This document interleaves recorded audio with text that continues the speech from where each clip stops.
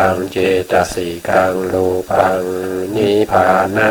มิติสัมปทาก็แก่นมัสการพระมหาเถระพระสังฆาธิการพระเถรานุเถระและขอสวัสดีท่านผู้ฟังและผู้ชมทุกท่านที่ติดตามในรายการพระไตรปิฎกลอยฟ้าในเนื้อหาของพระอภิธรรมนะครับครั้งนี้ก็เป็นครั้งที่67ในเรื่องของนิพพานปรมัตถ์นะครับอีกสักครั้งสองครั้งนะครับก็คงจะจบในเรื่องของพระนิพพานนะซึ่งถ้าเราจบในเรื่องของพระนิพพานแล้วเนี่ยเราก็ช่วงก็จะมีที่เราจะศึกษาก็จะมีอยู่สองอย่างด้วยกันนะครับเรียกว่า2อย่างก็แล้วกันนะครับอันอย่างที่1เนี่ยเราจะเดินต่อไปในปริเฉดที่3นะปริเฉดที่3แล้วก็อีกอันหนึ่งก็จะ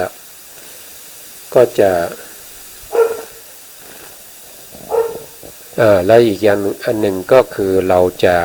ทบทวนในเรื่องของปริเฉดที่1และปริเฉดที่2ต่อไปนะครับวันนี้เราก็จะ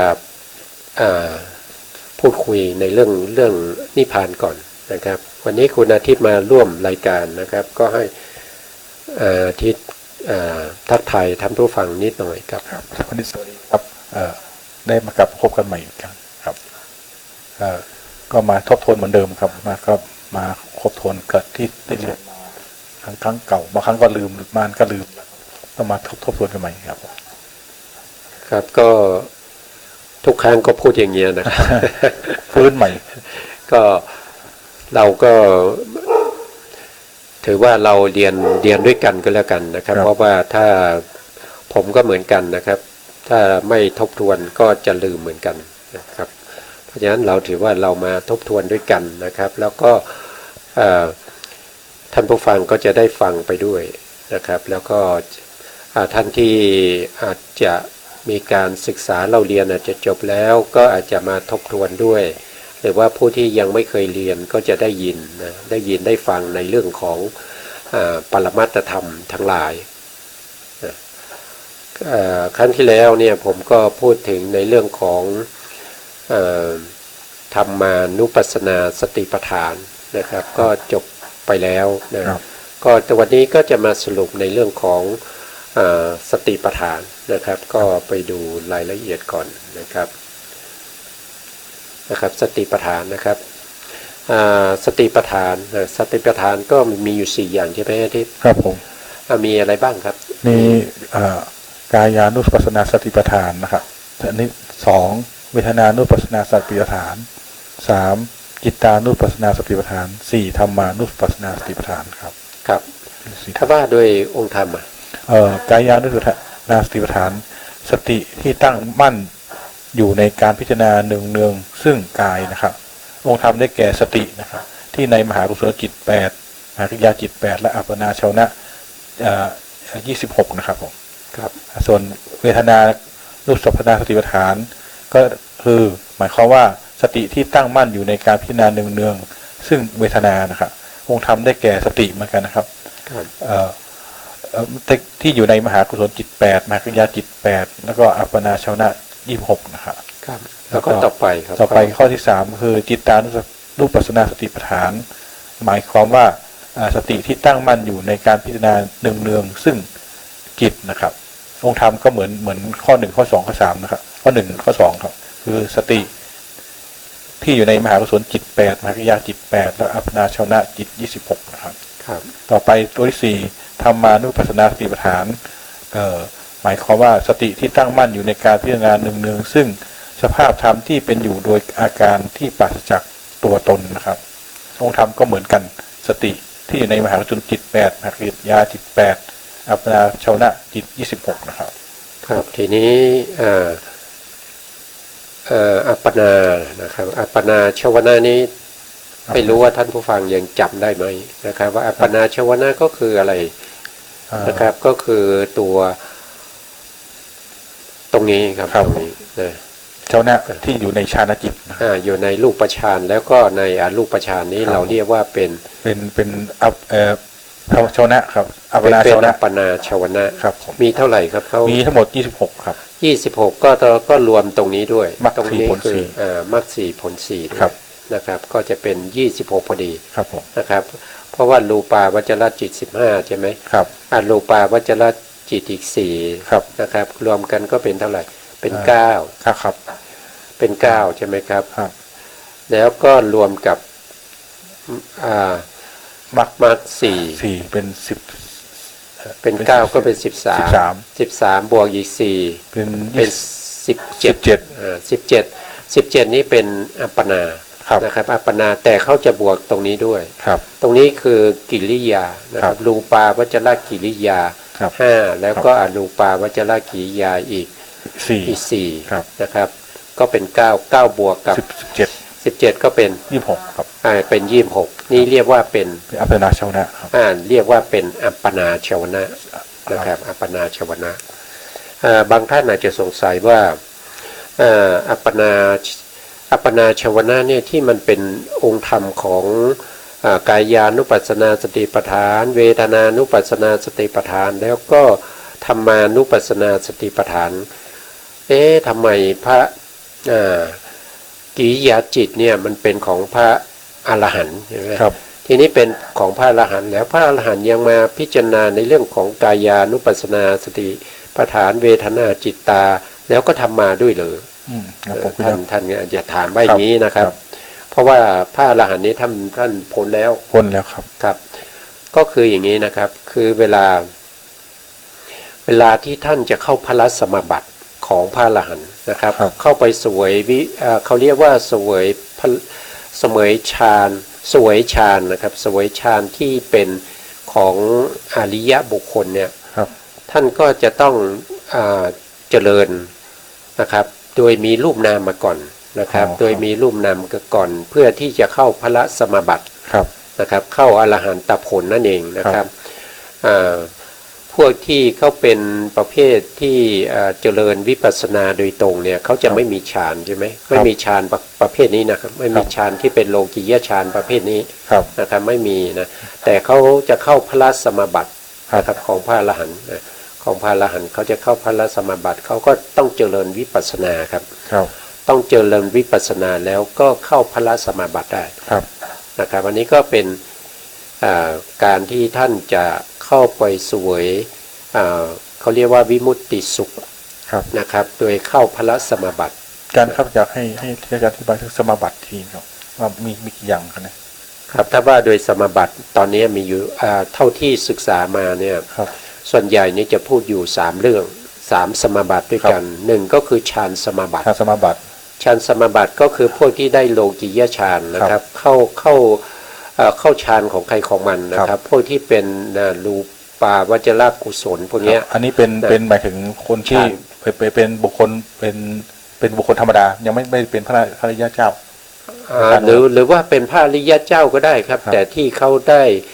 ด้ฌานเขาได้ฌาน ครับ เขาจะต้องเข้าเว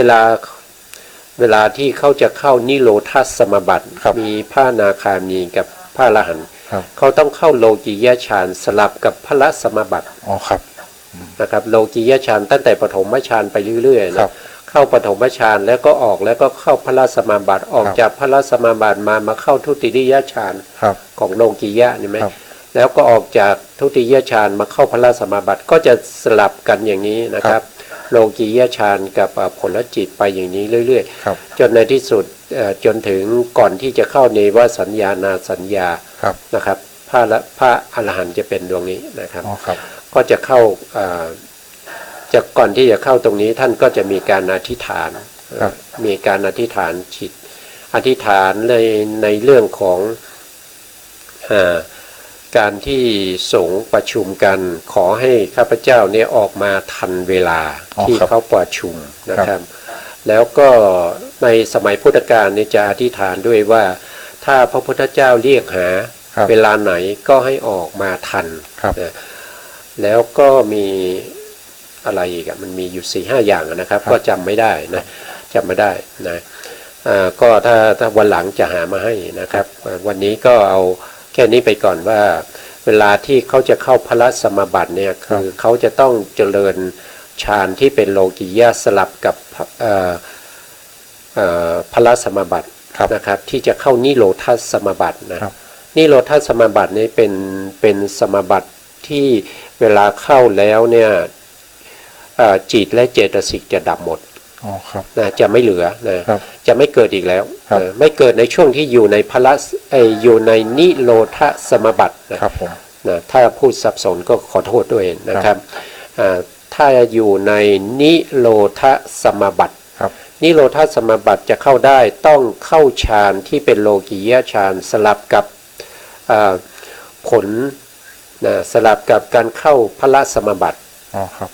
นะครับก็คือเข้าเสวยในผลนะครับคือเจริญวิปัสสนากับเข้าฌานที่เป็นโลกียะกับฌานที่เป็นโลกุตระสลับกันไปเรื่อยๆจนถึงก่อนที่จะเข้าเนวสัญญานาสัญญาก็จะมีการอธิษฐานแล้วก็เข้าเนวสัญญานาสัญญาพอเข้าเนวสัญญานาสัญญาเนี่ยจิตที่เป็นฌานที่เป็นเนวสัญญานาสัญญาดวงนี้จะเกิดขึ้น1 ขนาดหรือ2 ขนาดหลังจากนั้นจิตและเจตสิกจะดับนะครับดับไปตามที่ท่านเข้านะครับปกติก็จะเข้า7 วันก็จะเข้า7 วันจิตและเจตสิกนั้นก็จะดับไป7 วันนอกจากนั้นยังมีรูปนะครับยังมีรูปที่ดับรูปที่ดับก็คือประเภทที่เป็นจิตตชรูปครับเนี่ยจิตตชรูป15เนี่ยก็จะดับด้วยนะครับก็จะดับเพราะฉะนั้นการที่ท่านอยู่ในนิโรธาสมาบัติเนี่ยก็จะเหลือเฉพาะพวกที่เป็นกัมมชรูปนะกัมมชรูปอาหารชรูปแล้วก็อุตุชรูปนะครับก็จะเหลืออยู่เฉพาะรูปไม่มีนามไม่มีเจตสิกไม่มีจิตนะครับเพราะฉะนั้นการเข้าแบบนี้ก็เหมือนกับการปรินิพพานเหมือนกับการปรินิพพานเพราะว่าพระอริยบุคคลที่เป็นพระอนาคามีกับเป็นพระอรหันต์เนี่ยท่านจะเข้า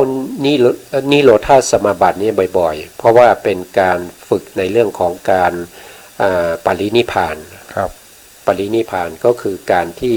จิตและเจตสิกดับแล้วแล้วก็จิตตชรูปก็ดับแล้วนะเพราะฉะนั้นสรุปได้นะที่พูดมาทั้งหมดเนี่ยสรุปได้3 อย่าง1ก็คือฌานสมาบัติก็คือ2ก็คือพละสมาบัตินะ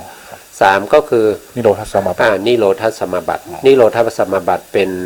ป็นของพระอนาคามีกับพระอรหันต์ที่ต้องได้ทั้งที่เป็นฌานที่เป็นโลกิยฌานต้องได้โลกิยฌานด้วยถ้าผู้ที่ได้เฉพาะสุขวิปัสสกะไม่เคยได้โลกิยฌานนี่เข้าไม่ได้นะเข้าเข้านิโรธาสมาบัติไม่ได้นะครับผู้ที่จะเข้าได้จะต้องมีเงื่อนไขว่าจะต้องมีทั้งโลกิยฌานโลกุตระฌานแล้วก็จะเป็นบุคคลที่เป็นพระอนาคามีกับพระอรหันต์เท่านั้นนะครับถ้าเป็นพระสกทาคามีหรือว่าเป็นโสดาบันเนี่ยท่านจะเข้าไม่ได้ถึงแม้จะได้ฌานได้สมาบัติ8ก็ตามได้ฌานกับได้ฌานที่เป็นกับพระสมาบัติครับได้ทั้งโลกิยฌานแล้วก็โลกุตระฌานก็ไม่สามารถเข้าได้ครับมันจะได้เฉพาะ2 บุคคลเท่านั้นเองก็สรุปแล้วก็มี3 อย่างนะครับแล้วเราก็พูดถึงเมื่อกี้เราพูดถึงอัปปนาใช่ไหมครับชาวนาที่เป็นอัปปนาได้อยู่26นะครับแล้วชาวนาที่ไม่ใช่อัปปนานะครับก็จะมีอยู่ตรงนี้อยู่เขาเรียกว่ามหากุศลนะครับมหากุศลและจิต8แล้วก็มหากิยาจิต8พวกนี้ก็เป็นชาวนะนะครับเป็นชาวนะมหากิยาก็จะเป็นของพระอรหันต์ของพระอรหันต์แล้วพระอรหันต์ใช้ตรงนี้เมื่อไหร่นะครับใช้ในขณะที่ตอนที่กำลังเจริญวิปัสสนายังไม่ได้เข้าพระสมาบัติกำลังจะเริ่มเข้ากำลังปริกรรมอยู่นะครับปริกรรมอยู่เพื่อจะเข้าพระสมาบัตินั่นเองนะครับก็จะใช้มหากุศลหรือว่ามหากิยา ที่เป็นญาณสัมปยุตนะครับต้องเป็นญาณสัมปยุตนะครับไม่ใช่ญาณวิปยุตนะครับไม่ใช่ญาณวิปยุตใช่ไหมครับเขาบอกทั้งแปดเลยแปดเพราะว่าญาณวิปยุตเนี่ยเขาไม่ได้ประกอบด้วยปัญญานะครับก็สรุปว่าต้องใช้ประเภทที่ประกอบด้วยปัญญาประกอบด้วยปัญญาแต่ถ้าเป็นของบุคคลที่เป็นพระอรหันต์นะเป็นพระอรหันต์เนี่ยท่านอาจจะใช้มหากิริยาญาณวิปยุตก็ได้เนื่องจากกรณีที่ว่าท่านเข้าออกวิปัสสนาเนี่ยบ่อยมากจนชำนาญนะครับจนชำนาญจนชำนาญโดยไม่ต้องมีปัญญาก็เข้าได้อย่างเช่นที่เราสวดมนต์ในขณะที่เราสวดมนต์เนี่ยใหม่ๆเนี่ยเราต้องดูหนังสือประกอบไปด้วยจนในที่สุดเราชำนาญเราไม่จำเป็นต้องดูหนังสือเราก็สวดไปได้นะครับก็จะเป็นอย่างนั้นถ้าจะใช้ที่เป็นญาณวิปยุตเนี่ยต้องเป็นผู้ชำนาญเป็นผู้ชำนาญมากนะครับอันนี้ก็จะเป็นชวนะนะครับเป็นชวนะที่ทำให้ที่เป็นองค์ธรรมเนาะที่เป็นองค์ธรรมของสติปัฏฐานสี่นะครับองค์ธรรมของสติปัฏฐานสี่คือสตินะครับสติที่อยู่ในมหากุศลจิตแปดก็คืออยู่ในจิตอริยจิตแปดแล้วก็อัปปนาชนะ26อยู่ตรงไหนสติอยู่ตรงนี้นะสติคือเจตสิกนะครับสติคือเจตสิกครับสติเจตสิกจะประกอบกับจิตที่เป็นกุศลเท่านั้นจะประกอบกับจิตที่เป็นกุศลนะครับหมดแล้วยังครับตรงนี้หมดแล้วครับหมดแล้วต่อไปเรามาสรุปตรงนี้เลยนะครับตรงนี้ก็คือถ้าเราศึกษาในเรื่องของสติปัฏฐานจนจบแล้วนะครับทีนี้เราก็อยากจะรู้ว่าอย่างเช่นกายานุปัสสนาสติปัฏฐานเนี่ยถ้าว่าโดยอารมณ์เนี่ยคืออะไรนะอารมณ์เขาคืออะไรเขาเรียกว่าอะไรแล้วเขามีลักษณะนิมิตอย่างไรนะครับแล้วเข้าไปประหารทำประเภทไหนนะครับทีนี้ในส่วนแรกในส่วนแรกที่เป็นกายานุปัสสนาสติปัฏฐานเนี่ยเวลาเขาเจริญเนี่ยอารมณ์เขาเป็นอะไรเป็นรูปขันธ์ครับเป็นรูปขันธ์นะเขาอารมณ์เขาเป็นรูปขันธ์นะมีรูปขันธ์นี่เป็นอารมณ์ทีนี้รูปขันธ์ที่เป็นอารมณ์เนี่ยเราจะใช้รูปขันธ์เท่าไหร่ครับรูปขันธ์ที่เป็นอารมณ์ทั้งอีกเท่าไหร่กันรูปขันธ์ที่เขาจะใช้เนี่ยเขาจะใช้เฉพาะที่เป็นนิพพานรูปนะครับนิพพานรูปทำไมเขาไม่ใช้นิพพานรูปล่ะเพราะนิพพานรูปเนี่ยเขาไม่มีสภาวะของตัวเองครับเขาไม่มีสภาวะของตัวเองมีอยู่สิบนะครับมีอยู่10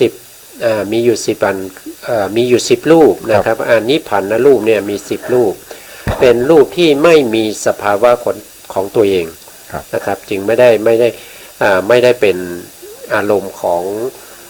กายานุปัสสนาสติปัฏฐานนะครับกายานุปัสสนาสติปัฏฐานก็จะใช้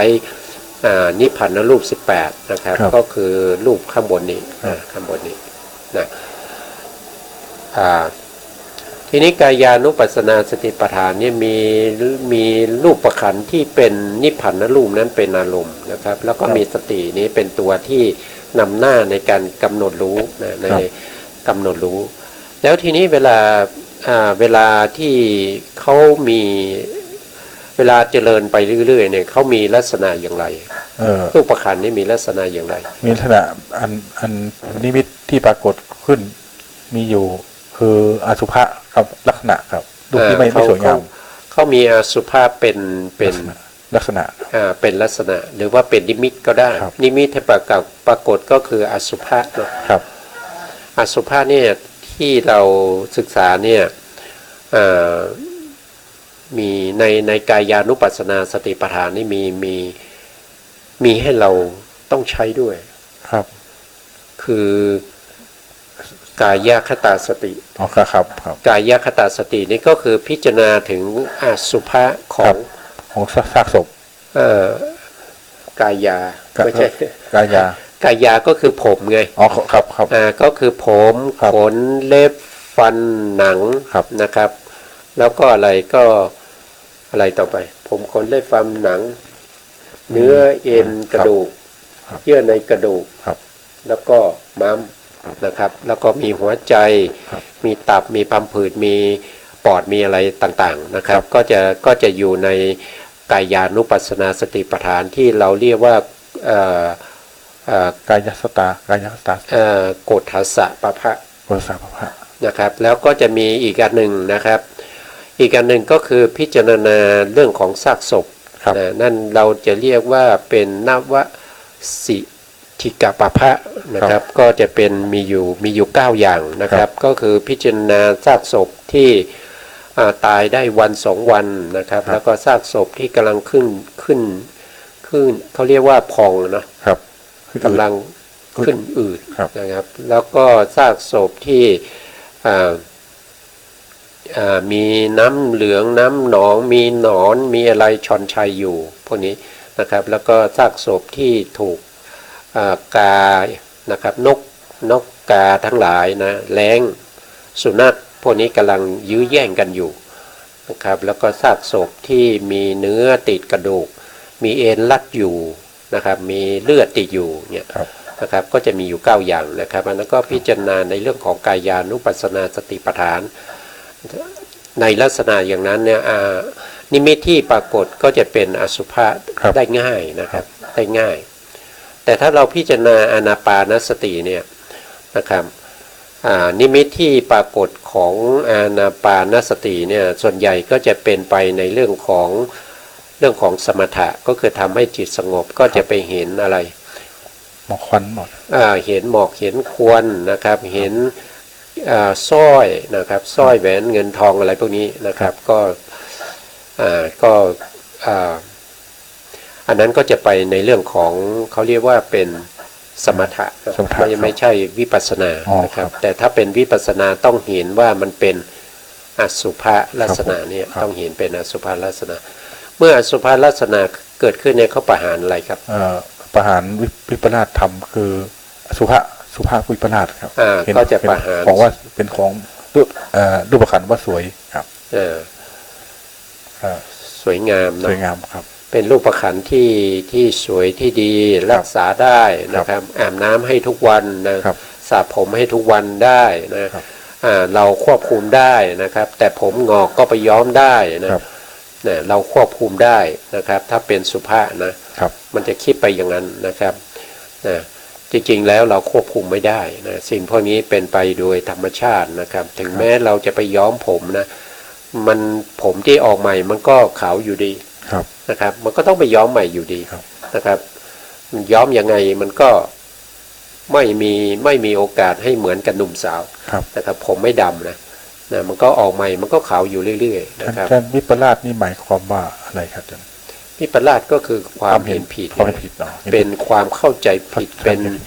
เป็นประเภทที่มันผิดไปจากความเป็นจริงง่ายๆพูดง่ายๆนะครับพูดอย่างนั้นนะครับผิดไปจากความเป็นจริงด้านมีอยู่สี่อย่างนะครับเห็นว่าสุขเห็นว่าสวยเห็นว่าสุขเห็นว่าเที่ยงเห็นว่าเป็นตัวตนเป็นตัวของเราครับในสติปัฏฐานสี่นี้ก็จะมี4อย่างนี้เลยครับเรียกว่าสุภาพวิปลาสครับต่อไปเวทนาครับเวทนาเวทนานุสติปัฏฐานนะครับมีอารมณ์เวทนาเป็นอารมณ์ของสตินะเรียกว่าเวทนานุปัสสนาสติปัฏฐานลักษณะอันเป็นนิมิตที่ปรากฏขึ้นมีทุกขลักษณะครับเห็นว่าเป็นของทุกเวทนานิมิตเป็นทุกครับทำอะไรก็มีสุดท้ายก็ลงมาที่ทุกนั่งนานๆก็ทุกครับยืนนานๆก็ทุกนอนนานๆก็ทุกต้องขยับไปขยับมาตรงนี้คือต้องเปลี่ยนอิริยาบถเปลี่ยนอิริยาบถไปครับทุกเพราะว่าอิริยาบถเนี่ยปิดบังทุกครับอิริยาบถปิดพอเราเปลี่ยนเขามีความสุขไปสักพักหนึ่งก็ทุกข์อีกแล้วต้องขยับต้องเปลี่ยนอิริยาบถเรื่อยๆครับนี่เห็นคือมันจะมีลักษณะเป็นทุกที่เราต้องขยับนะครับแล้วเขาเวลาเขาเกิดขึ้นเนี่ยเขาประหารอะไรประหารสุขวิปลาสเห็นว่าเป็นเวทนามีแต่ความสุขครับผมครับก็สุขวิปลาสครับ จารย์ครับ เรา ถ้าไปนั่งวิปัสสนานานๆนี่มันจะออกมาเองนะเจ็บมาก อะไรนะ เวทนา ครับเวทนามันมีอยู่แล้วไง นั่งสักครึ่งชั่วโมงเนี่ยซ้อนเลยครึ่งชั่วโมงแล้วออกมาละ เวทนามันมีอยู่ปกติอยู่ ครับ แล้วเพียงแต่มันปรากฏไม่ชัดเจนมัน ครับ ไม่ได้มีกำลังเราก็มองไม่เห็นนะครับ อย่างเช่นเวลาเราเดินจงกรมแล้วนะครับ เดินไปชั่วโมงหนึ่งแล้วก็เรากำลังนั่งลงเนี่ย ครับ ในขณะที่เรานั่งลงเนี่ยนั่งถูกพื้น ครับ กำลังนั่งดีๆนะอะไรเกิดขึ้นอ่ะ เวทนาอะไรเกิดขึ้น สุขก่อนต่อ สุข ใหม่ เกิดขึ้น สุข มันจะสุขนะครับ มันจะสุขเพราะว่าเราเมื่อยจากการเดินใช่ไหมครับ ครับ แล้วเรามาได้นั่งเนี่ย ครับ มันก็จะเป็นสุขเวทนา ครับ นะครับ เมื่อสุขเวทนาเกิดขึ้นแล้วสุขเวทนานี้มันก็จะเปลี่ยนแปลงอีก ครับ กลายเป็นเฉยๆอะ เฉยๆก่อน นั่งไปสักพักหนึ่งมันก็กลายเป็นไม่สุขแล้ว ครับ ก็ไม่ทุกข์ด้วย ครับ นั่งอยู่เฉยๆนะครับ นั่งก็เป็นอทุกขมสุขเวทนา ครับ นะครับ ก็ทั้งไม่เป็นสุขแล้วก็ไม่เป็นทุกข์ ครับผม นะหลังจากนั้นไปเนี่ยก็จะเวทนาที่เป็นทุกข์ก็จะเกิดขึ้น ครับผม นะครับแล้วเวทนาที่เป็นทุกข์เนี่ยวิปัสสนาจารย์ท่านก็ได้ให้พวกเราเนี่ยดูนะครับ ให้พวกเราผู้ปฏิบัติธรรมเนี่ยให้ดูเวทนา ครับ นะครับ ถ้าเกิดขึ้นเนี่ยถ้าเป็นไปได้เนี่ยไม่ควรขยับ ไม่ควรจะเปลี่ยนอิริยาบถ ครับ ให้ดูเวทนา ครับ ในการดูเวทนาเราก็ดูเราเป็นคนดูเฉยๆนะครับ เราไม่ใช่เวทนา ครับ เวทนาไม่ใช่เรา ครับ แล้วก็เวทนาก็ไม่ได้เป็นตัวเป็นตนของเราด้วย ครับผม เพราะฉะนั้นเราแค่ดู ครับ นะครับ อย่าไปเข้าไป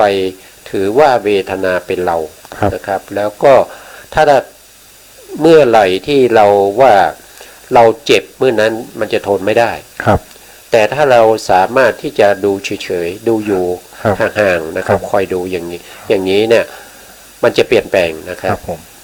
อ๋อ นะทุกข์มันจะหายได้ ครับ นะเมื่อเรากำหนดดูเฉพาะ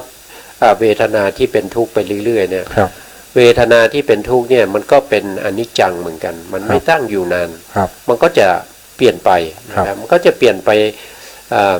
อาจจะเปลี่ยนไปเป็นอุเบกขา ครับ แป๊บหนึ่งนะครับ ครับ แต่เราอาจจะไม่รู้ ครับ เราอาจจะเข้าถึงสภาวะของความเปลี่ยนจากทุกข์ ครับ ไปเป็นอุเบกขาเนี่ยเรา ครับ อาจจะไม่ทันได้ดู ครับ นะครับ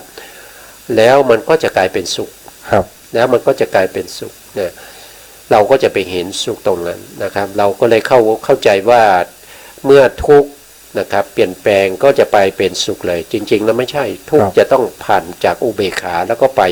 เป็นทุกข์เป็นทุกข์ เป็นสุข เป็นสุขครับผม เป็นสุข เพราะว่าจากทุกข์ไปเป็นสุขไม่ได้ ครับ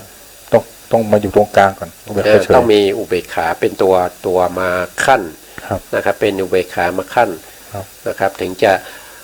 จะไปเป็นสุขได้ ครับ อย่างเช่นสุขแล้วก็จะเป็นทุกข์นี่ก็ไม่ได้นะครับต้องมีอุเบกขามาขั้น ครับ แต่เราไม่รู้หรอก ครับ นะครับเวลาเพราะเราไม่รู้ มันนิดเดียวนะครับ มันนิดเดียว ครับ มันแป๊บเดียวเท่านั้นแป๊บเดียวยังไม่ใช่มั้งนิดเดียวมันแค่จิต ถ้าว่าโดยอาคันตุกะจิตมีอยู่แค่ดวงเดียวนะครับ เป็นตัวที่มาขั้น ครับ นะครับ เป็นตัวที่มาขั้นก็จะมีจิตดวงเดียวที่เป็นอุเบกขาที่มาขั้น ครับ นะครับ ระหว่างในวิถี ครับ นะครับ ที่บุคคลที่เกิดด้วยจิตที่เป็นภวังคจิตที่เป็นสมนัต ครับ ที่เป็นสมนัตแต่ว่าวิถีนั้นเขาเป็นโทสะใช่ไหมชวนาเขาเป็นโทสะ ครับ เมื่อชวนาที่เป็นโทสะดับลงดวง ครับ สุดท้ายชวนาดวงที่7ที่เป็นโทสะดับลง ครับ นะครับ มันเป็นทุกข์อ่ะ ครับ โทสะนี่คือเป็นทุกข์อ่ะ ครับ มันดับลงปุ๊บเนี่ยมันจะลงสู่ภวังค์เลยไม่ได้ เพราะ ครับ ภวังค์เป็น เป็น สมนัต เป็นสมนัต เป็นสมนัตมันจะไม่ได้ที่มันจะต้องมีเขาเรียกว่าอาคันตุกะภวังค์ที่เป็นอุเบกขาเนี่ยมาขั้นตรงนั้น ครับ นะครับมาขั้นตรงนั้นนะครับ เพราะฉะนั้นตรงนี้เนี่ยมันแค่ดวงเดียวนะครับมันแค่จิตแค่ดวงเดียว เพราะฉะนั้นก็จะมองไม่เห็นนะครับ จะมองไม่เห็น แต่ผู้ที่เขามีปัญญาเขาจะเห็นได้นะครับ เขามีปัญญาเขาจะเห็นได้นะอย่างพวกเรานี้ยังไม่สามารถที่จะ เห็นในเรื่องของนามรูปนะครับนามรูปปริเฉทญาณก็ยังไม่รู้ว่าได้หรือยัง ครับ ปัจจยปริฆหายานก็จะได้แล้วยังก็ยังไม่รู้ได้นะครับ เรายังไม่สามารถที่จะเข้าถึงตรงนั้นได้ แต่ที่เรารู้เพราะว่าเราศึกษามา ครับ เราได้ยินได้ฟังมานะครับ แต่เวลาเราไปนั่งเนี่ยเราสิ่งที่เราเห็นเนี่ยอาการที่เราอย่างเช่นเรานั่งแล้วที่มันฟุ้งเนี่ยที่เราเห็นอาการฟุ้งเนี่ย ครับ มันเป็นการแยกรูปแยกนามหรือยังนะครับมันเป็นการที่แยกรูปแยกนามหรือยังนะเห็นลักษณะของอาการฟุ้งนะอาการฟุ้งเนี่ยมันมีลักษณะอย่างไรอย่างนี้จะถือว่าเป็นวิปัสสนาญาณหรือยังนะครับก็ต้องศึกษากันต่อไปนะครับก็ต้องปฏิบัติกันต่อไปจนกว่าเราจะรู้ด้วยตัวเองนะครับนะก็เป็นในลักษณะอย่างนั้นนะครับ อันนี้ก็คือเวทนาเนาะเวทนาในสติปัฏฐานก็เรียกว่าเป็นเวทนานุปัสสนาสติปัฏฐานนะครับต่อไปครับอาทิตย์ครับเป็นอันที่3คือวิญญาณขันธ์เป็นอารมณ์ของสตินะครับเรียกว่าจิตตานุปัสสนาสติปัฏฐานนะครับลักษณะที่เป็นนิมิตที่ปรากฏขึ้นก็คืออนิจจลักษณะครับความไม่เที่ยงนะครับความไม่เที่ยงนะครับแล้วเขาไปประหารอะไรประหารความเที่ยงเห็นว่าเที่ยงประหารนิจจวิปลาสนะครับประหารนิจจวิปลาสนิจจวิปลาสก็คือเห็นว่าเที่ยงเห็นผิดไปจากความเป็นจริงนะครับเป็นวิปลาสนะครับถ้าเราถ้าอย่างมีใครคนหนึ่งที่เราเรียกว่าเป็นวิปลาสนี่ส่วนใหญ่เขาจะเป็นชาวบ้านเขาจะเรียกว่าบ้าคนบ้าเป็นบ้าเป็นบ้าเพราะฉะนั้นวิปลาสก็คือบ้านั่นเองนะครับบ้านั่นเองนะครับก็คือมีความเห็นที่ผิดไปจากความเป็นจริงนะครับผิดไปจากความเป็นจริงนะครับนี่นิจจวิปลาสเนี่ยนะครับนิจจวิปลาสนิจจวิปลาสเนี่ยมันจะเกิดขึ้นได้ด้วยการเจริญสติครับมันถูกอะไรปิดไว้ที่เราไม่เห็นความเป็นอนิจจังเนี่ยความไม่เที่ยงอนิจจังถ้าทุกนี่อิยาบทปิดไว้ทุกนี้อิยาบทครับอิยาบทปิดทุกไว้อิยาบทปิดไว้เพราะว่าเวลาเราเคลื่อนไหวมันก็สุขทุกทีใช่ครับใช่มากทีนี้นิจจาเนี่ยความไม่เที่ยงเนี่ยอะไรปิดไว้ความไม่เที่ยงความติดต่อเนื่องครับเรียกว่าสันตติสันตติครับผมคณะสันตติครับตัวสันตติเนี่ยมันปิดบังความเป็นอนิจจังไว้นะครับเพราะว่าเราเห็นเป็นกลุ่มเป็นก้อนนะครับเห็นที่เราเห็นเป็นกลุ่มเป็นก้อนเพราะว่ามันสืบเนื่องกันมันติดต่อกันใช่ไหมเราเห็นเนี่ยรูปของเราเนี่ย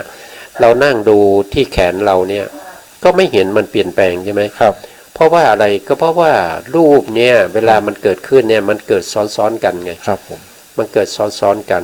นะครับเวลาเราดูเข้าไปเนี่ยเราไปเห็นตรงที่มันตั้งอยู่ครับเพราะว่าตรงที่มันตั้งอยู่เนี่ยมันถึง49ขณะมันตั้งอยู่49ขณะครับตรงที่มันดับมันแค่ขณะเดียวนะครับแล้วก็รูปที่มันเกิดขึ้นเนี่ยมันซ้อนกันไปเรื่อยๆนะครับผมนะมันซ้อนกันไปเรื่อยๆเพราะเวลาเราเห็นเราจับเนี่ยเราไปจับใส่ตรงที่มันเป็นที่ขณะทุกทีอ่ะเราก็เลยมองไม่เห็นอันนี้ก็คือการสืบต่อของรูปการสืบต่อของรูปถ้าในชีวิตประจำวันของเราก็ง่ายๆถ้าเราอยู่ในเชียงใหม่นะครับถ้าเราเห็นเชียงใหม่ทุกวันเนี่ยเราไม่เห็นความเปลี่ยนแปลงนะครับแต่ถ้าคนอยู่กรุงเทพเนี่ยตั้ง5 ปีที่แล้วกับ5 ปีตอนเนี้ยจะเห็นความเปลี่ยนแปลงชัดเจนเลยว่าเชียงใหม่มีการเปลี่ยนแปลงเยอะมากครับผมครับนี่คือเราอยู่เชียงใหม่ตลอดเราเห็นเชียงใหม่ติดต่อเนื่องนะครับแต่ถ้าคนกรุงเทพเขามาเห็นนานๆมาทีนึงเขาจะเห็นไม่มีติดต่อเนื่องจะเห็นความเปลี่ยนแปลงของจังหวัดเชียงใหม่ครับผมเมื่อ5 ปีที่แล้วเนี่ยเข้ามารถคงไม่ติดนะใช่ครับแต่ปัจจุบันนี้รถติดแล้วครับผมแต่เราเฉยๆดูถูกมันไม่มีอะไรเปลี่ยนแปลงเพราะเราเห็นทุกวันครับก็จะเป็นลักษณะเขาเรียกว่าเป็นสัญญาเนาะ ครับนะก็คือตัวสันตตินั่นเป็นตัวที่ปิดบังเรื่องของอนิจจังนะอนิจจังนะครับ ก็ต่อไปครับต่อไปในธรรมานุปัสสนาสติปัฏฐานครับนี่สัญญากับต้องมีสังขารด้วยนะครับเป็นอารมณ์ของสติเรียกว่าสัญญากับสังขารครับเรียกว่าธรรมานุปัสสนาสติปัฏฐานครับผมลักษณะที่เป็นนิมิตปรากฏคืออนัตตลักษณะอนัตตลักษณะครับผมก็คือความไม่เป็นตัวเป็นตนนะครับบังคับบัญชาไม่ได้นะครับเป็นสภาวะที่ไม่ใช่ตัวไม่ใช่ตนครับผมนะอนัตตานี่ตัวอะไรปิดบังไว้ในเป็นคณะที่อาจารย์บาดเนี่ยเป็นกลุ่มเป็นก้อนจังอันนี้จังอะเป็นกลุ่มเป็นก้อนอันนี้จังอันนี้มันเป็นอนัตตาอนัตตานี่เห็นว่าเป็นตัวเป็นตนนี่อะไรปิดบังจำไม่ได้ก็ทิฏฐิทิฏฐิครับทิฏฐิวิปลาสนะครับทิฏฐิวิปลาสเนี่ยนะครับทิฏฐิวิปลาสนะครับเห็นเป็นตัวเป็นตนครับเห็นเป็นตัวเป็นตน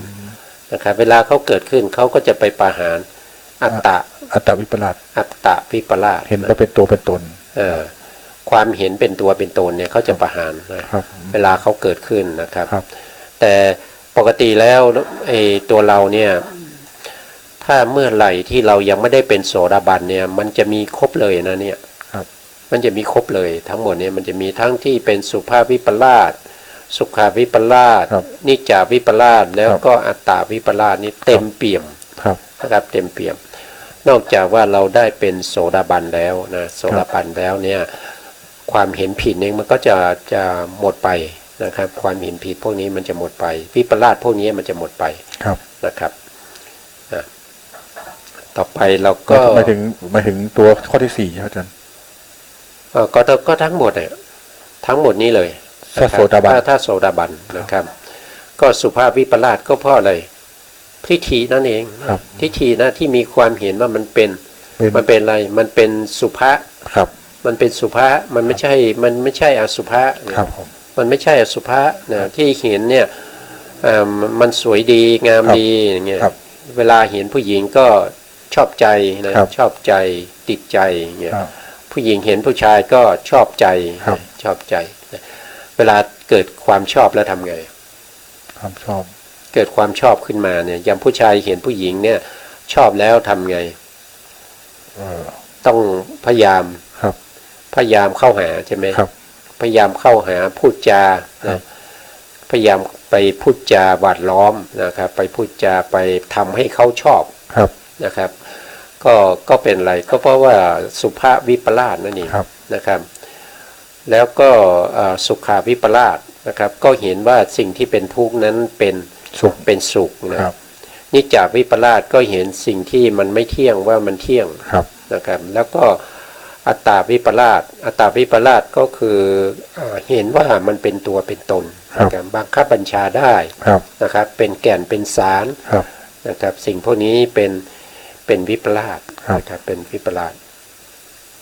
ก็เหมือนคนบ้านะปุถุชนก็เหมือนคนบ้าปุถุชนก็เป็นคนบ้ามีกิเลสหนานั่นเองนะอันนี้เราก็จบในเรื่องของสติปัฏฐาน4นะครับเราก็คงจะมาเพิ่มเติมในส่วนที่เป็นเรื่องของอริยสัจ4นะครับเล็กน้อยเพราะว่าจำเป็นที่จะต้องรู้จักนะครับในเรื่องของอริยสัจ4นะครับอริยสัจ4เนี่ยผมก็นำมาจากในอัตถกถาของพระไตรปิฎกนะครับชุด91เล่มนะครับในสุตตันตปิฎกในสังยุตตนิกายมหาวรรค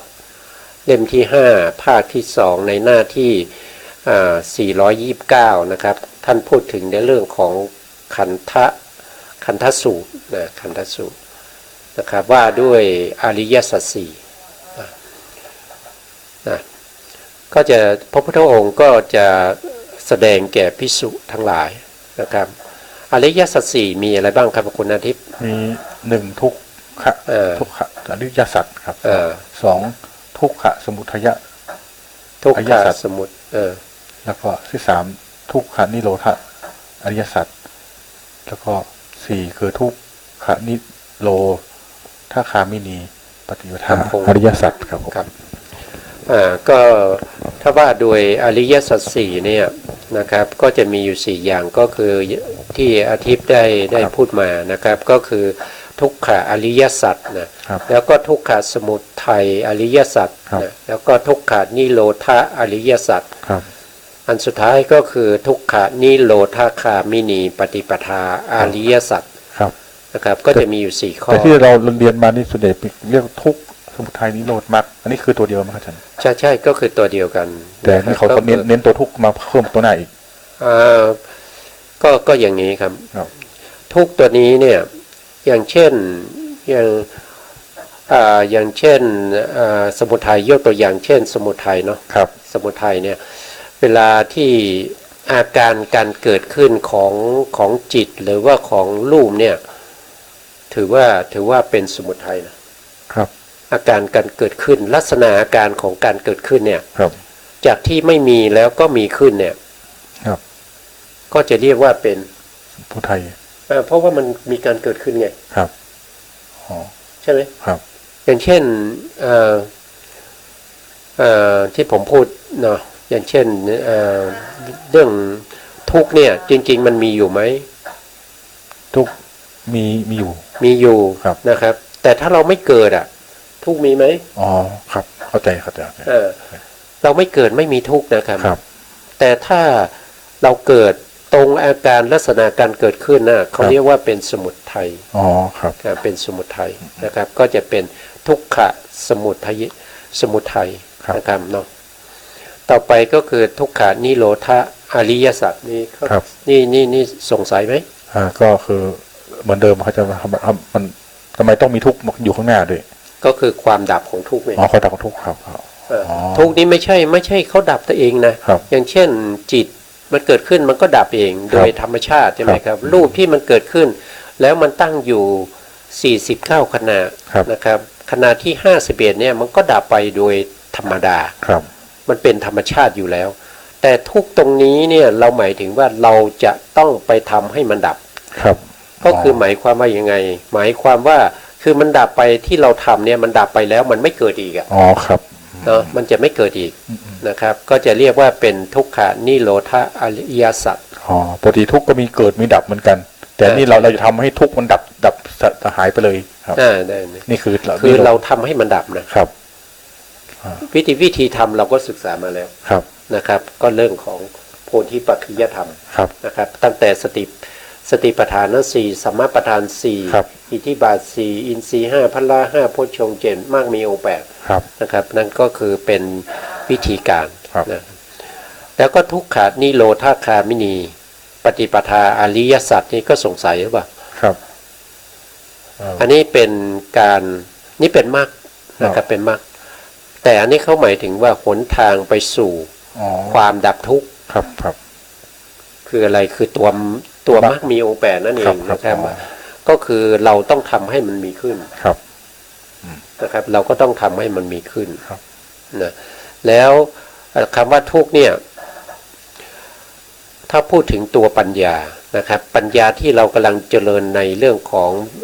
วิปัสสนาอยู่นะครับปัญญาที่อยู่ในมหากุศล อันนั้นเป็นทุกข์ไหมถ้าว่าโดยองค์ครับ ปัญญา สัมมาทิฏฐิไงสัมมาทิฏฐิที่เป็นองค์มรรคตัวหนึ่ง ครับได้ถือเป็นทุกข์ด้วยนะเพราะมัน เวลามันเกิดในมหากุศล ครับเขาเป็นทุกข์ด้วยอาจารย์ ก็เป็นทุกข์เขาเป็นทุกข์ไง ครับ เขาเป็นทุกข์ไงตัว เพราะว่าโลกียจิตเนี่ยโลกียจิต81เนี่ยมันเป็นทุกข์อ่ะ ครับ ใช่ไหมครับโลกียจิตทั้งหมดเนี่ยมันมีอยู่81ดวงเนี่ยมันเป็นทุกข์ เป็นทุกข์ เพราะฉะนั้นปัญญาไปเกิดร่วมกับมหากุศล หรือว่ามหากิริยาที่เป็นโลกียจิต ปัญญานั้นก็ต้องเป็น ทุกข์ด้วย ก็ต้องเป็นทุกข์ด้วย แต่ปัญญานี่เขาเป็นมรรคด้วย อ๋อเป็นมรรคด้วย เขาเป็นมรรคด้วยเป็นเพราะฉะนั้นก็จะได้เป็นทุกขานิโรธาคามินีปฏิปทาอริยสัจก็คือเป็นหนทางนำไปสู่ ถูก ความดับ ครับ ของทุกข์เนี่ย แล้วตัวนี้หมายถึงปัญญาในองค์มรรคป่ะอาจารย์ปัญญา ถ้าเป็นปัญญาในองค์มรรคก็ใช่ครับก็ใช่ก็เป็นนิโรธา ครับ นิโรธาคามินีปฏิปทาอริยสัจนี่ ครับแต่ถ้าปัญญาในที่ในโลกิยาจิต81ที่เป็นถึง ก็เป็นทุกข์ ครับ ตัวข้างหน้า ครับ เป็นทุกข์นะแต่ว่าเวลาเราเจริญวิปัสสนาเนี่ยอยู่ๆเราไม่ได้มาเจริญตัวมรรคจิตเลยไม่ใช่ ครับ เราต้องเจริญ จากมากุศลจิต8ต้องมีมหากุศลจิตนะครับที่ประกอบด้วยปัญญานี้ ครับ เป็นตัวที่ไปรู้อารมณ์ที่เป็นรูปเป็นนาม แล้วก็ต้องรู้เข้าไปถึงเหตุและปัจจัยของรูปนาม ครับ แล้วก็ต้องเห็นว่ารูปนามนั้นมันมีการเกิดขึ้นตั้งอยู่ดับไป เข้าถึงความเป็นอนิจจัง อนิจจังทุกขังอนัตตา ครับ ใช่ไหมครับถ้าเราไม่เข้าถึงอนิจจังทุกขังอนัตตามันก็ยังอยู่แค่นามรูปปริเฉทญาณนะครับนามรูปหรือว่าอยู่ที่ปัจจยปริฆหายานอยู่ ครับ นะครับต้องเข้าไปให้เห็นถึงความเป็นอนิจจังทุกขังอนัตตา เริ่มเกิดตรงไหนเริ่มเกิดในญาณที่3ครับที่เรียกว่า1 2สมญาณ สัมมาสนญาณ สัมมาสนญาณ สัมมาสนญาณนะครับก็จะเห็นความเกิดขึ้นตั้งอยู่ดับไปของรูปนามนั่นแสดงว่าเราเห็นไตรลักษณ์เหรอครับเห็นพระไตรลักษณ์นะเห็นไตรลักษณ์แล้วนะครับ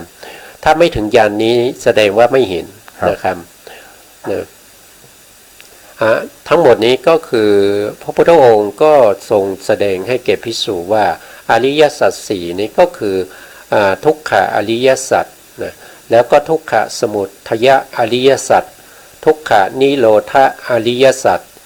ทุกขะนิโรธาคามินีปฏิปทาอริยสัจทีนี้เรามาดูองค์ธรรมของทุกขสัจนี่คืออะไรธรรมทุกขสัจโลกจิต81ก่อนเจตสิก52 51เว้นโลภะแล้วก็ลูก28ทุกขสัจเรามาไว้ทางนี้นะครับทีนี้เราก็มาดูนะมาดูโลกิยจิต81เนี่ยนะครับโลกิยจิต81ก็คือตั้งแต่อรูปฌานนี่เนาะตั้งแต่อรูปฌาน12เนี่ยขึ้นไปจนถึงอกุศลเนี่ยมันมีอยู่ทั้งหมดกี่ดวง81ดวง81ดวงพวกนี้เป็นทุกขสัจนะเป็นทุกขสัจนะแล้วก็เจตสิก51เว้นตัวโลภะเว้นตัวนี้นะนอกนั้น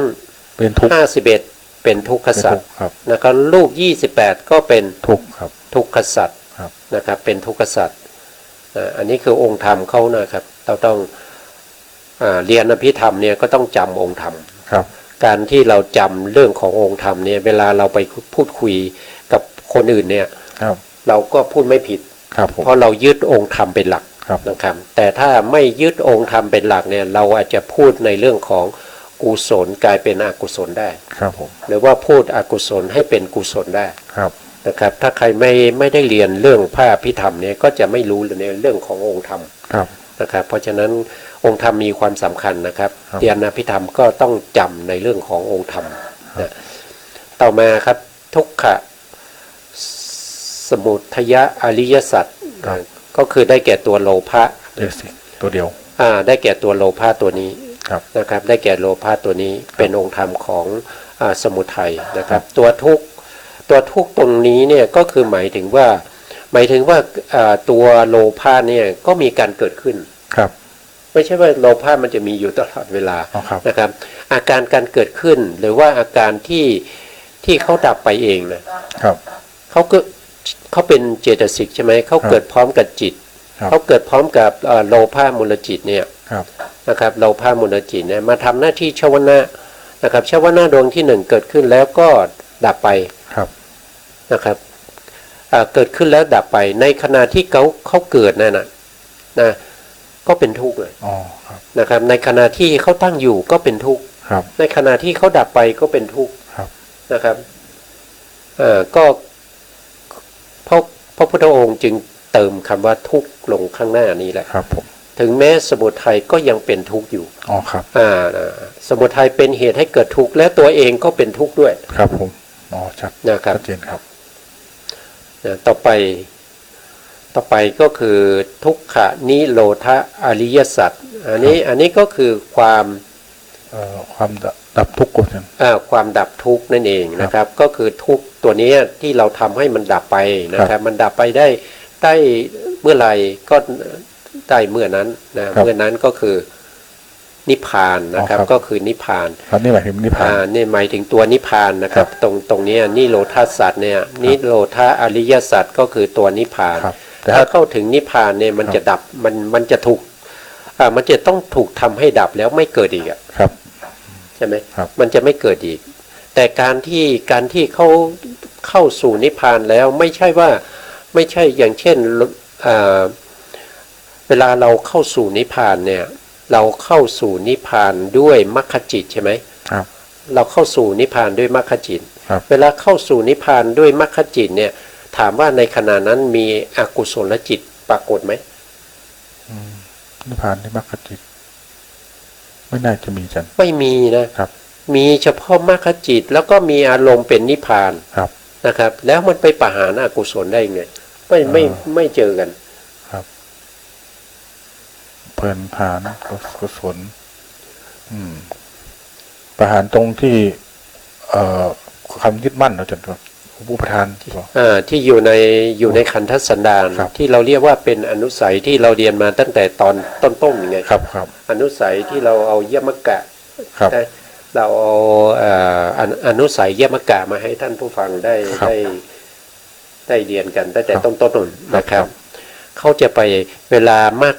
รรคจิตเกิดขึ้นอย่างเช่นโสดาปฏิมรรคจิตเนี่ยเกิดขึ้นนะครับโดยมีมรรคมีองค์8เนี่ยเขาประชุมกันในมรรคจิตนะแล้วก็มีนิพพานเป็นอารมณ์ในขณะนั้นเนี่ยเขาจะไปประหารอนุสัยที่นอนเนื่องอยู่ในขันธสันดานทำให้อนุสัยนั้นไม่เกิดขึ้นนะครับโสดาบันนี้เขาประหารอะไรอนุสัยประหารนี่มีความลังเลสงสัยวิจิกิจฉานุสัยมิจฉาทิฏฐิทิฏฐานุสัยแล้วก็กามาราคะนุสัยที่นำไปสู่อบายปฏิฆะที่ไปนำสู่อบายที่นำไปสู่อบายพวกนี้แต่ประหารโดยความเป็นสมุจเฉทนี้ก็ได้แค่2ก็คืออะไรนะทิฏฐิแล้วก็ความลังเลสงสัย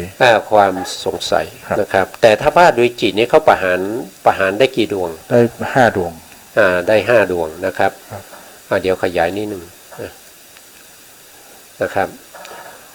จิตที่ถูกโสดาบันประหารนะครับก็จะเป็น4ดวงนี้ใช่ไหม4ดวงหน้าครับอาจารย์4ดวงหน้านะครับ4ดวงหน้าก็4ดวงหน้านี้เป็นทิฏฐิคตะมีทิฏฐิประกอบทิฏฐิคตะสัมปยุตนะครับมีทิฏฐิประกอบเวลาประหารทิฏฐิปุ๊บจิต4ดวงนี้ก็จะไม่เกิดอีกเลยพระสมุทร7ประหารไม่จะไม่กลับมาอีกละจิต4ดวงนี้จะไม่เกิดอีกเลยเพราะว่าตัวทิฏฐิถูกประหารแล้วคือทิฏฐานุสัยนั่นเองแล้วก็ประหารอีก1ตัวคือวิจิกิจฉาดวงนี้เป็นวิจิกิจฉาสัมปยุตนะเมื่อประหารวิจิกิจฉานะครับวิจิกิจฉาจิตดวงนี้ก็จะเกิดไม่ได้แล้วไม่ได้นะครับเพราะว่าไม่มีวิจิกิจฉานะครับเพราะว่าจิตจะเกิดได้จะต้องมีเจตสิกที่เป็นวิจิกิจฉามาประกอบด้วยก็จะเป็นวิจิกิจฉาสัมปยุตอันนี้เป็นทิฏฐิคตาสัมปยุตทิฏฐิไม่มีก็เกิดไม่ได้นะครับเพราะฉะนั้นก็จะหายไปอยู่5ดวงความเลี้ยงใสหมายถึงความเลี้ยงใสในพระพุทธธรรมประสงค์อาจารย์ครับผมจะลงเรียนใช้อื่นไม่เกี่ยวนะครับนั่นแสดงว่าก็จะมีในเรื่องของสิกขา3ด้วยนะครับก็ในเรื่องของศีลสมาธิแล้วก็ปัญญาด้วยนะครับแล้วก็พระพุทธพระธรรมพระสงฆ์นะครับอย่างเราหลงทางไปลงเรียนสงสัยนี่ไม่เกี่ยวนะครับไม่เกี่ยวไม่สงสัยว่าไปเชียงใหม่จะไปเส้นนี้หรือว่าจะไปเส้นไปใน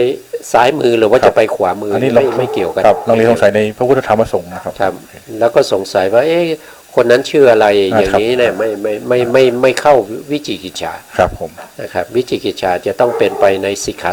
3แล้วก็เป็นไปในเรื่องของพุทธคุณธรรมคุณสังฆคุณนะครับเวลาจะหมดแล้วครับอาทิตย์ครับเราคงจะได้แค่นี้นะครับอาทิตย์จะมีอะไรที่จะพูดกับท่านผู้ฟังก่อนครับก่อนที่เราจะจัดกันในช่วงนี้ก็ถ้าอยากจะศึกษาพิธรรมก็ควรจะดูปรมัตถ์ธรรมทั้ง4ที่โชว์อยู่หน้าจอนะครับให้แจ่มแจ้ง ให้คล่องครับผมจะได้นึกภาพให้ออกนึกภาพในใจให้ได้ครับ จะได้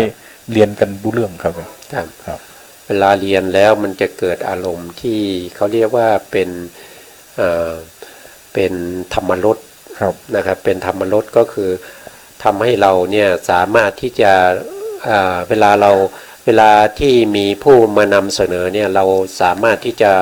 จินตนาการได้ว่า ครับ ต่อไปเขาจะพูดว่าอย่างไร ครับผม นะครับ หรือว่าที่เขากำลังพูดอยู่ตรงนี้เนี่ยมันมาจากเหตุอะไร ครับ นะครับเพราะว่าพี่ธรรมพูดถึงในเรื่องของสภาวธรรม ครับ นะเอาสภาวธรรมเป็นหลัก ครับ นะครับถ้าใครสามารถที่จะเข้าถึงสภาวธรรมได้โดยง่ายๆนะครับจะได้ปฏิสัมพิทาสี่นะครับก็จะมีอะไรมีธรรมะปฏิสัมพิทาอัฏฐปฏิสัมพิทาแล้วก็อะไรอีก จำไม่ได้ ปฏิภาณนะครับปฏิภาณปฏิสัมพิทาแล้วก็มีอะไรอีกนะ ภาษาว่าจะนิรุต นิรุตตินะนิรุตตินะนิรุตติปฏิสัมพิทาก็จะมีอยู่4อย่างนะครับ ผม ถ้าใครที่เรียนพระอภิธรรมนะครับถ้าได้เป็นพระอรหันต์แล้วก็จะมีปฏิสัมพิทาสี่ ครับ นะครับจะได้ปฏิสัมพิทาสี่ถ้าได้ตรัสรู้นะครับได้ตรัสรู้แต่ปฏิสัมพิทาสี่ก็จะมากน้อยก็ขึ้นอยู่กับพวกเรานะครับแต่ละท่านที่สะสมมามากน้อยแค่ไหนนะครับต้องลาแล้วครับป้อมครับสุดท้ายนี้ก็ขอกราบขอบพระคุณพระครูสมุทรวิศวัตร วรกิจโจผู้อำนวยการสถานีวิทยุเพื่อการศึกษาพระพุทธศาสนาและวัฒนธรรม